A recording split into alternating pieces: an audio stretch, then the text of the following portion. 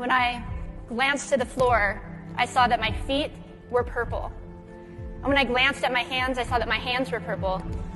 And when I looked at my reflection in the mirror, I saw that my nose, my chin, and my cheeks were purple as well. I was dying, and I knew it. I immediately began to panic. My heart was beating out of my chest. I was seeing tunnel vision. I was sicker than I could ever explain. As I lay in a coma, that the doctors diagnosed me with something called meningococcal meningitis, given less than a 2% chance of living, and immediately put on life support. I ended up losing my spleen. I lost my kidney function. I lost the hearing in my left ear.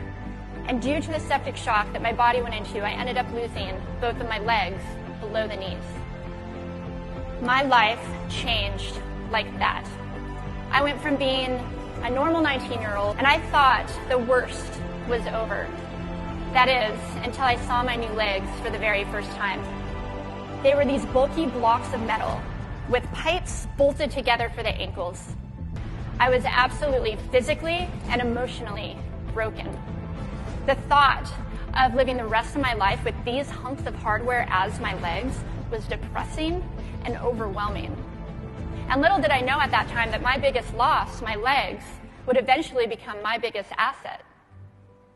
But I think as soon as I got so sick and tired of being sick and tired, I knew that in order to move forward with my life, I had to somehow learn how to let go of the old Amy and somehow learn to embrace the new Amy. It was times like these that first prompted me to ask myself, if my life were a book and I was the author of that book, how would I want this story to go? I saw myself walking gracefully, and I saw myself somehow helping other people through my journey, and I saw myself snowboarding again. I could feel the wind against my face and the beat of my racing heart as if it was happening in that very moment.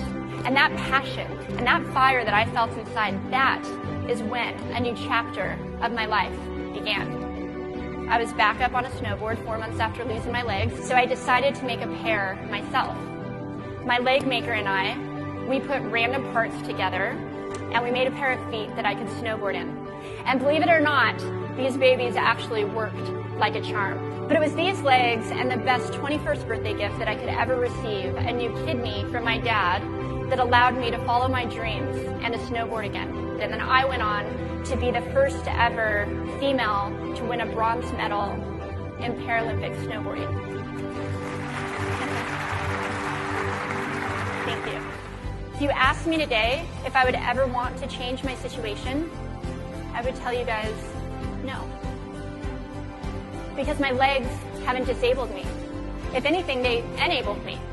They forced me to rely on my imagination and to believe in the possibility of lives, because in our minds, we can do anything and we can be anything.